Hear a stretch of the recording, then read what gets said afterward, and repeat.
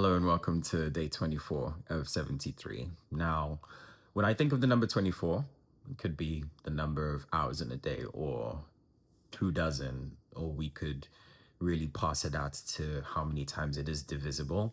But I think that as a Boston sports fan, it's important for me to admit when there is greatness abound when it comes to that particular number. And obviously, if you are a Lakers fan, you already associated with one late great Kobe Bryant. Now, as much I want to say grief he has given my Celtics over the years, I do also understand how much of an overall figure he was during his time alive.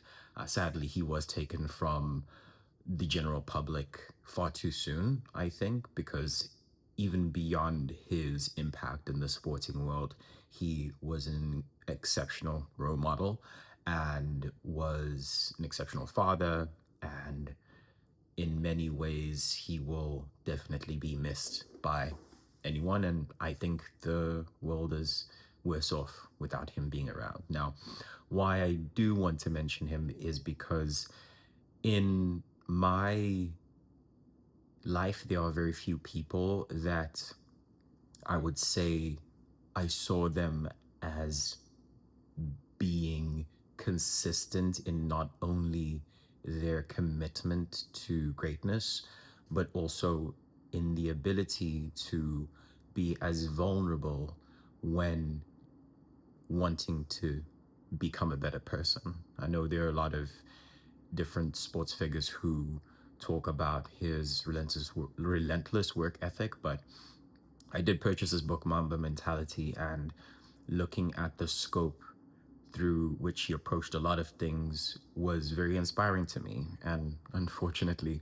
he wasn't a part of my particular sports team, but I do recognize greatness where it is. And this being day 24, I think it was important for me to look at that particular example when we, understandably, in my situation, I didn't grow up with an immediate role model as far as male figures were concerned. So it was always easy for me to look at celebrities or look at people that had a big presence and see the things that they did well and either try and replicate it or try gain very useful examples from how they lived life. Now, naturally, he wasn't a perfect person. I don't think anyone is, but it was the willingness again to be vulnerable and to share and impart parts of his journey which he didn't have to, but still resonate in this day and age as far as how he went about doing things. Now,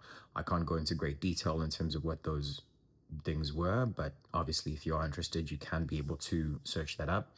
But when it comes to the idea of committing to self improvement, there's one story that always sticks out where he talked about at the very beginning, starting the game of basketball at a very young age, he wasn't as good as he was later in life when obviously he dropped 60 points at the final stage of being asked to play professionally. And it's always been an example I've admired from afar because of the fact that a lot of the things that we do embark on that are new to us are never something that we feel naturally comfortable in. And it's only in the dedication, putting time, putting work in, that we now find ourselves in an arena full of people wanting to chant our name, wanting to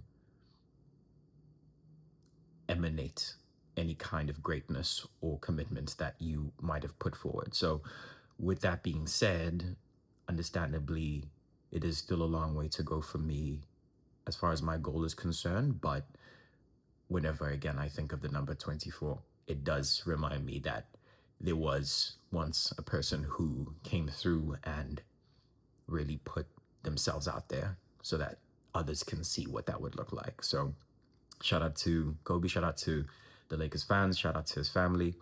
And yeah, thank you for your time.